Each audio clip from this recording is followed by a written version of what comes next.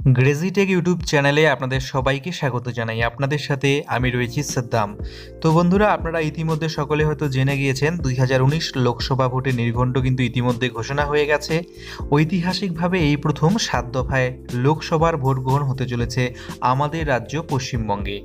মুখ্য নির্বাচন কমিশনার সুনীল আরোরা ভোটের দিন ঘোষণা করার সময় জানিয়ে দিয়েছেন, এবার কিন্তু প্রতিটি বুথেই থাকবে নতুন এক যন্ত্র, যার নাম ভিভিপ্যাট। তো বন্ধুরা, এই ভিভিপ্যাট কি করে ভিভিপ্যাট যন্ত্র কাজ করে, কিভাবে আপনি ভিভিপ্যাট যন্ত্রের মাধ্যমে যাচাই করবেন যে আপনি যে জায়গায় ভোট দিলেন সেই জায়গায় সঠিকভাবে আপনার ভোটটি পড়লো কিনা, সমস্ত কিছুই জানাবো ভিডিও ফুটেজের মাধ্যমে আপনাদেরকে। এই ভিডিওটির মাধ্যমে অবশ্যই ভিডিওটি শেষ অবধি দেখবেন, তাহলে ভোট দেওয়ার সময় আপনারা কিন্তু কোনো রকম সমস্যায় পড়বেন না।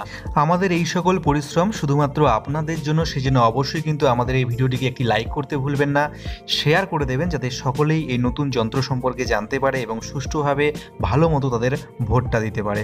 আর অবশ্যই আমাদের চ্যানেলে নতুন হলে সাবস্ক্রাইব করে পাশে আসা বেল আইকনটিতে একটা ক্লিক করে দেবেন। এই নতুন ভিভিপ্যাট যন্ত্র বা ভিভিপ্যাট পদ্ধতিটি কি? কমিশন সূত্রে জানা গিয়েছে, ইভিএম যন্ত্রের পাশেই থাকবে ভিভিপ্যাট।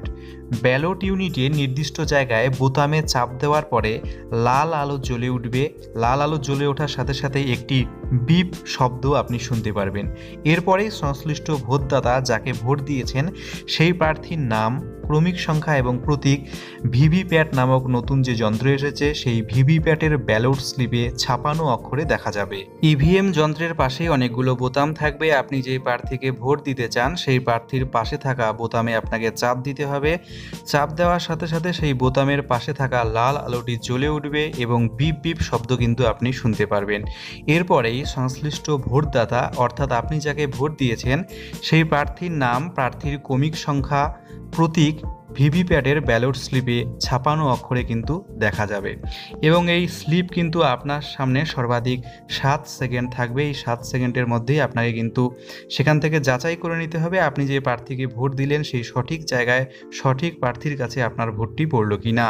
তারপর সেই তথ্য সম্বলিত স্লিপ মুদ্রণ যন্ত্রের ড্রপ বক্সে আপনা আপনি পড়ে যাবে। যদি ভিভিপ্যাট ঠিকভাবে কাজ না করে অথবা ইভিএম এর লাল আলো না জ্বলে কিংবা আওয়াজ না হয়, তাহলে প্রিসাইডিং অফিসারের কাছে আপনি অভিযোগ জানাতে পারবেন। এবারের লোকসভা নির্বাচনে মোট 7 লক্ষেরও বেশি ভিভিপ্যাট কিন্তু ব্যবহার করা হবে সমস্ত ভোট গ্রহণ কেন্দ্রেই।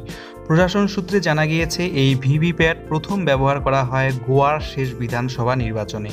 ইভিএম নিয়ে রাজনৈতিক দলগুলোর তরফ থেকে নানান অভিযোগ পাওয়া যায় সবসময়, সেজন্যই কিন্তু নির্বাচন কমিশন ইভিএম যন্ত্রের সঙ্গে জুড়ে দিয়েছে ভিভিপ্যাট নামক এই নতুন যন্ত্র।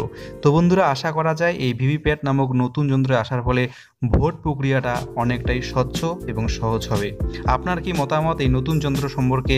অবশ্যই আপনার মূল্যবান মতামত কমেন্ট বক্সে জানাতে ভুলবেন না। ধন্যবাদ ভিডিওটির সাথে থাকার জন্যে।